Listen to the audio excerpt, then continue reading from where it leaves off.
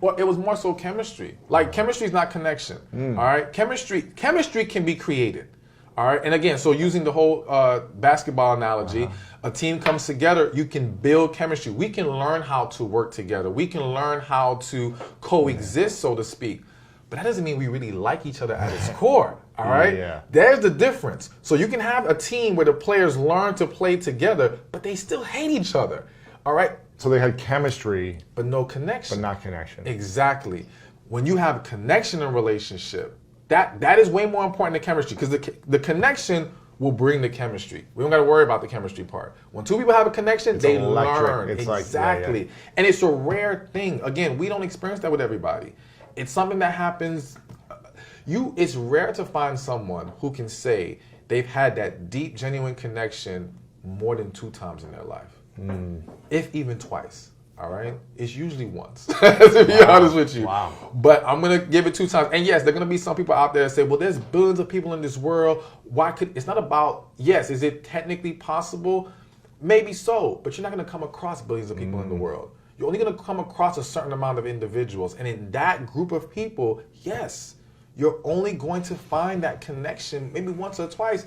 And once you get there, like once somebody sets the bar that high in your life, it is very hard to go. Yeah, you have to refine that. Exactly. You're not going to feel comfortable anymore going beneath that. If you do, you're going to find yourself not at peace and very miserable in your relationship. Wow.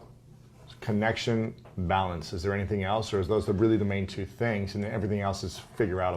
The last thing I'm going to throw in is attraction. And the reason I throw it in is because I feel like in this world, we try to shame people for putting a focus on attraction. And to me, it's not about looks. Looks is about specifically saying you have to look like this, you have to be this tall, you have to have this body shape. I'm not saying looks, I'm saying attraction. We have to be physically drawn to each other. That's the last ingredient that takes a relationship from platonic to romantic. And that's the ingredient that if you remove it, will make a romantic relationship. Friends. Friends, roommates. You got people living together. With no sexual chemistry. Exactly. Because why? The attraction is gone. But if you bring it back into that relationship, see how quickly things change. Wow. That is the ingredient. So we have to be willing to embrace the fact of, yes, attraction is necessary, one, when we first meet each other, and we need that to be more drawn to each other.